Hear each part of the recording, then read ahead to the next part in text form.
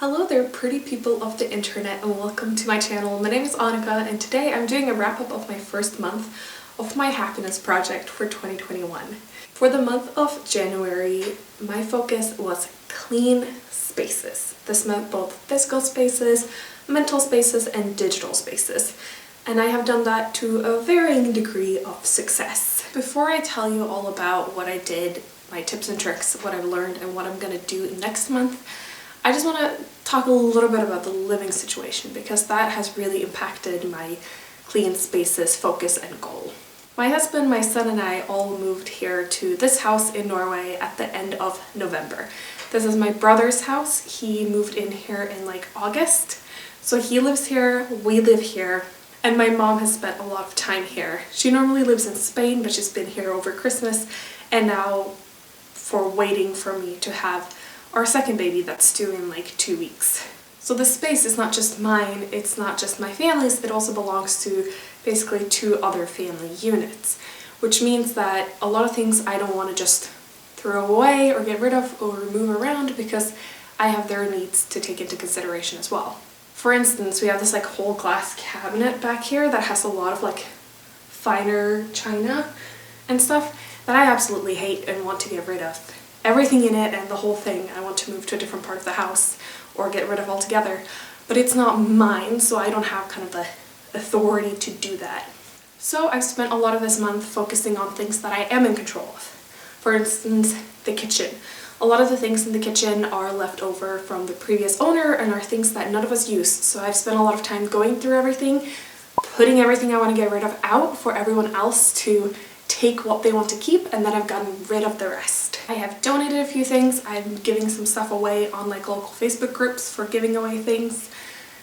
Some things have moved down to the basement because there's things that I want to keep but I don't want them in my kitchen. And no one else seems to care about the organization, so I've also taken charge on that and I've organized all of the different drawers, the cabinets, the spices, the fridge, everything. I started off the month strong by putting away all of our Christmas decorations. On the 1st, I was really excited to do that because turns out I just found that they were in the way more than anything else. I've also spent the month clearing away a lot of mental clutter, meaning that I've done a lot of work to do those annoying tasks that just have to get done, like calling about insurance stuff and bank stuff and paying bills and figuring out small things that have kind of not been working for a while. I've taken care of a lot of those, which has been very nice. I found that giving every item in my house a space it belongs, a little home of its own, has really helped in the cleaning up process and making sure that things stay decluttered. This month I've also really focused on the difference between mess and dirt. Having a dirty home is not necessarily the same as having a messy home. Dirt is going to happen anyways when you live in a space, or even if you don't live in a space, it's going to get dirty and it needs to be cleaned, and that's just something you have to deal with. But the clutter is something you can really tackle, kind of a big tackle and then just a daily maintenance. Obviously having a toddler means that we do have a lot of mess. He pulls everything out, everything he can reach he pulls out, scatters all over the floor every night. But since most of it has a home, it's quite easy to pick it back up, put it away, and then things are pretty mess-free. Most people tend to notice the clutter before the cleanliness or dirtiness of a space.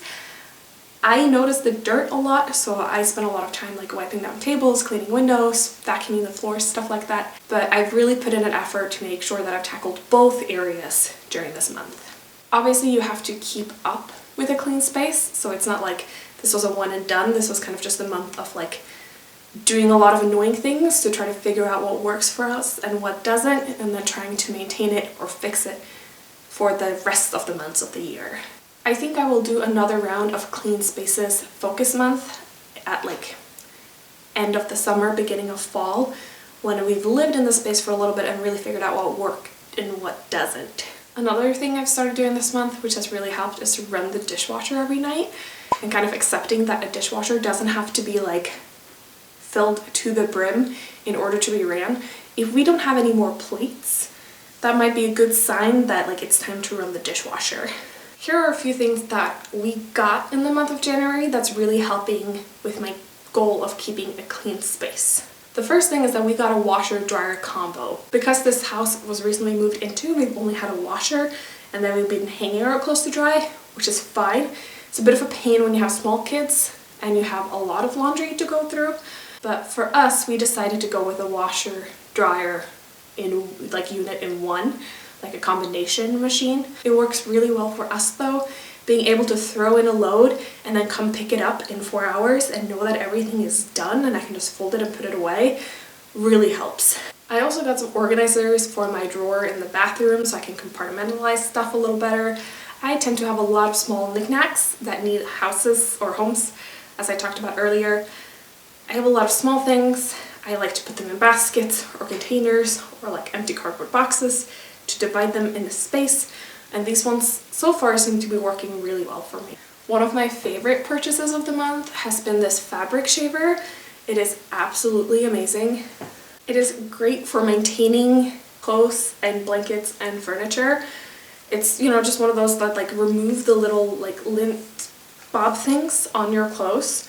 It works well. I think it was like 20 bucks, and definitely something that I feel is worth investing in if you want to keep your clothes clean, furniture clean, if you want things to last for longer and feel usable and new and looking good. Get one of these bad boys. When my brother moved into this house, he bought a bunch of stuff from the previous owner, and the owner just left a bunch of stuff. So we have a lot of furniture in the basement and in the attic and small knickknacks laying around that I've been utilizing this month to get my place together. For instance, I discovered these little spice dividers in a hidden drawer. After living in this house for 2 months, I discovered a hidden drawer. We have this drawer right here, right? That keeps our waffle iron and toaster and stuff. And there's another drawer right in here that has all these. These are spice organizers. Do you know that, Ben? It's working out a lot better than just shoving them all up in a cupboard, because organizing spices is surprisingly hard. I also found little plastic bins everywhere, and one of them I'm currently using as my son's laundry hamper. So when I change him, I put his clothes in there, and then I take it out every day or every other day and put it in our big laundry hamper. And that's working out so much better than just putting his clothes on the floor or leaving them on the changing table. Here are a few tips I've learned throughout the month that really helps keep my place clean. Keep cleaning stuff in the area where they will be used to clean. Like most families, I think I have in my laundry space a lot of cleaning supplies for bigger cleaning projects. But I realized that keeping small cleaning wipes and stuff in the bathroom, in the kitchen, has really helped keep things clean on a daily basis. It is a little more wasteful than I would like, but it's also the only thing that really works. I know myself, if I have to go downstairs and make up a bucket with warm water and soap and get the mop every time my son spills something when he's eating, that's not gonna happen. So instead, I have a Swiffer equivalent with some single-use mops. So every time he spills something like yogurt all over the floor, I can very quickly grab it. It's right next to the fridge.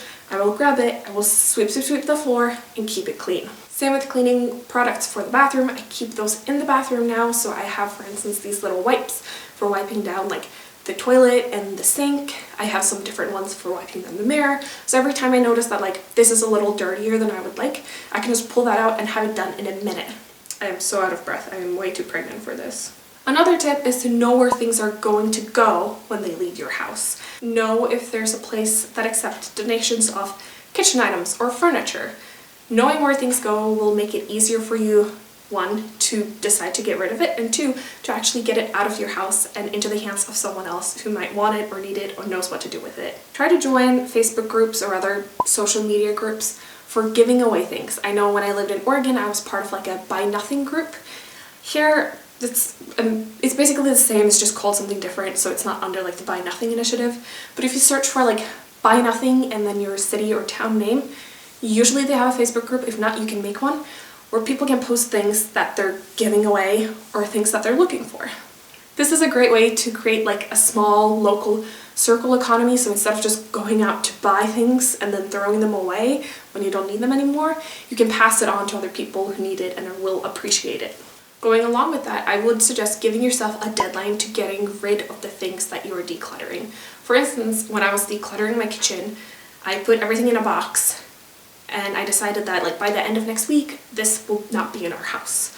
This is a box with stuff we've decluttered from the kitchen. We have glasses, plates, stuff like that. So that is going to be donated in the next few days. It took almost a week, but I just went and dropped off. Maybe it took a week and a half, 2 weeks. But I went and dropped off the things I decluttered from the kitchen. So now they're out of the house. I don't have to deal with them anymore. Yay! One way I like really pushed myself to actually get it out was that I put it in like a very inconvenient space where like every time I walked into that space I was like, oh, this thing, I have to get rid of this thing. It's in the way. You can also just put it in your car so that if you're out and about, driving around, doing other errands, you easily have it with you so you can stop by somewhere and just get rid of it. Another tip is to just accept that this is a continuous process. Sure, you can spend a lot of time doing sort of like the big overhauls, but you're probably going to continue to have to rearrange as you bring new stuff into your house, as you realize that you're not using something that you thought you would use. So just accept that it's a process. It's like ongoing. You can't really do like 1 month at the beginning of the year and then not do it ever again. But you can do the big amount of work up front, and then it's easier to do it throughout the year. There are certain things I didn't get to this month for a variety of reasons. For instance, I didn't really get to organize all my pictures. It's a chore. I really didn't want to do it. I just need to set aside a time to do it and then I will get it done. But it didn't happen this month. I also didn't make a cleaning schedule. We don't have like a normal schedule yet with like work and daycare and stuff. So I didn't really feel like it made sense to set up a cleaning schedule before that's in place. So I will do that as the rest of our life starts falling into some kind of rhythm. I also didn't really clean out the basement or the attic. It's too cold, can't do it. I'm really excited to get to it, but I'll do it another month when like I can actually stay in that space and not die. In terms of my other goals for 2021, here's what I accomplished this month. I read 8 books, which I think is quite impressive. I think the trick was that I was just reading the books I wanted to read, so I felt in the mood for a lot of nonfiction this month. So I just got a lot of nonfiction books. I have done more to treat myself on like an everyday basis.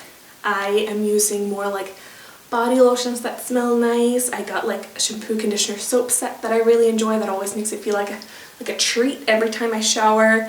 I've been making some more lattes at home. I spent a little more time putting in an effort to like look cute and feel good. So that's been going pretty well. I watched a documentary called Truth About Alcohol with my husband, so that's one of 12 that I wanted to watch for this year. And I posted a study video earlier this month, and then I'm posting this video, so that will be 2 videos out of the 24 minimum that I want to post for this year. I have also put in an effort to really do things that like feel like a chore but end up being nice in the long run. Getting off the couch to do a little bit of cleaning before going to bed so that I wake up and enter a clean space. Getting Ben ready or driving places to take him outside, even if we're just going to be there for like 10-20 minutes. Spending that hour getting ready, going there in order for him to enjoy it. Putting in time like cooking, not just for my family, but for like my nieces and my mom and my brother and kind of everyone. Even though like it feels like a lot of work and I am very tired, it's nice to be able to put in that little extra effort to create an environment and like a situation that everyone's enjoying and having a good time in. My focus word for this year is send, so I was also able to go and post and send a letter, a nice letter to a family friend. It took a while because I don't have stationery. I wanted to send a picture of Ben, so I needed to get that printed. I needed to go to the post office. It's kind of like a lot of steps to get that one letter sent off, and then it was super expensive. I forgot that mail in Norway is really expensive, but I did it. I'm very happy I did it. I've been texting a few friends first. I've been spending some more time like video chatting and stuff with friends. So I feel like that is going pretty well. I'm excited to move on into February, where the key word will be care. I am due with a baby in about 2 weeks. We'll see when it actually decides to show up. But I'm excited to spend some more time asking for help, taking care of myself and the people around me, making more of a special occasion for things. And I'm excited to continue the things from this month, bringing them with me into the next month, and just working on all the things that I want to improve in my life for 2021 and onward. Thank you all so much for watching. Please like, comment, and subscribe if you haven't already, and I will see you in the next one. Bye!